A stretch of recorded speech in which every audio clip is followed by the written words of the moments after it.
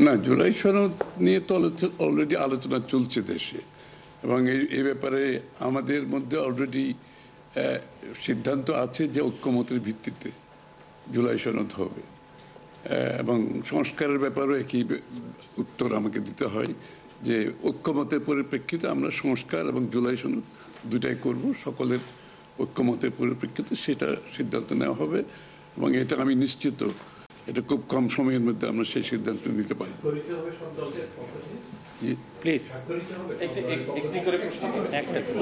হ্যাঁ, ঐক্যমত যেখানে হবে স্বাভাবিকভাবে ঐক্যমতের পরিপ্রেক্ষিতে যে সিদ্ধান্ত হবে স্বাক্ষরিত তো হবেই, না হওয়ার কোনো কারণ তো নেই।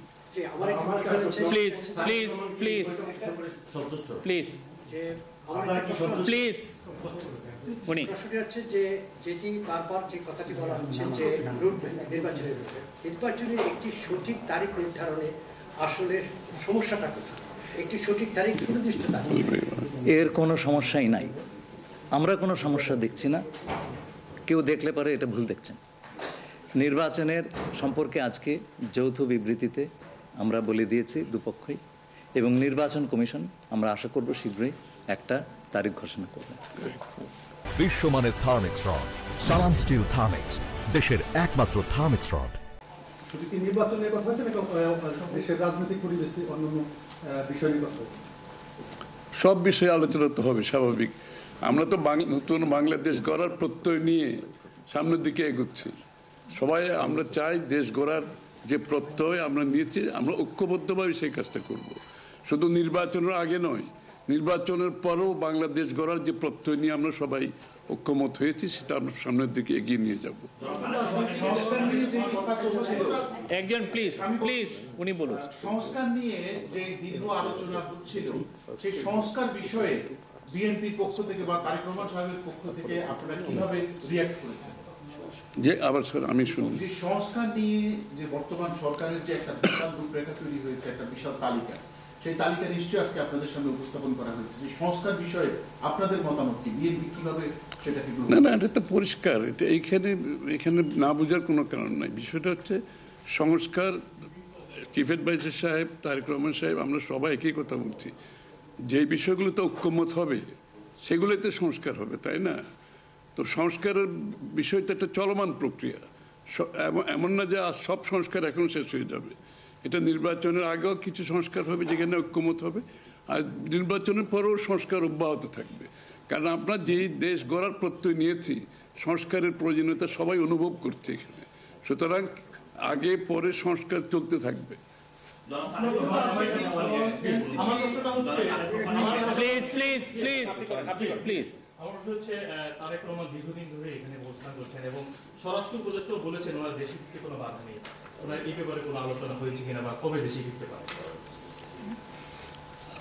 এই ব্যাপারে আলোচনার কোনো প্রয়োজনীয়তা আছে বলে আমরা মনে করি না। তারেক রহমান সাহেব যখনই ইচ্ছা উনি দেশে ফিরে যেতে পারবেন, সুতরাং এটা সিদ্ধান্ত উনি নেবেন সময় মতো।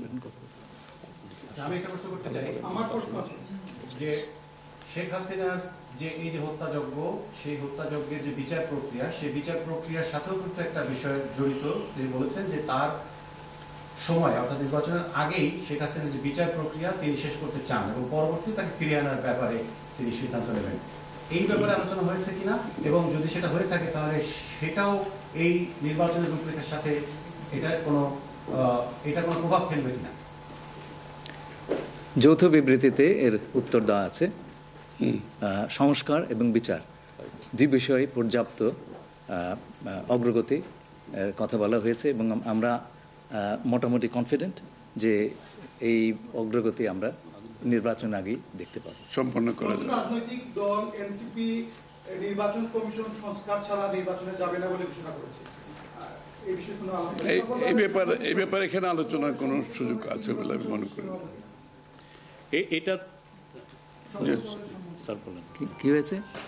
সকল দলের সম্মতিক্রমে নির্বাচনটা অনুষ্ঠিত হবে, আমরা সেরকমই চাচ্ছি। নির্বাচন কমিশন, এই নির্বাচন কমিশনের অধীনে নতুন রাজনৈতিক দল নির্বাচনে যাবে না বলছে, নিয়ে কোনো আলোচনা? এটা ওনাদেরকে জিজ্ঞেস করেন। এটা যার প্রত্যেকটি দলের নিজস্ব মতামত আছে, তবে আমরা সকলকে নিয়ে নির্বাচনটা করতে চাচ্ছি। আচ্ছা, তাহলে কি আমরা বলতে পারি যে এপ্রিলে যে ঘোষিত যে নির্বাচনের রূপরেখা, তাহলে সেখান থেকে সরকার কিছুটা সরে আসতে চাচ্ছে বা আসবে?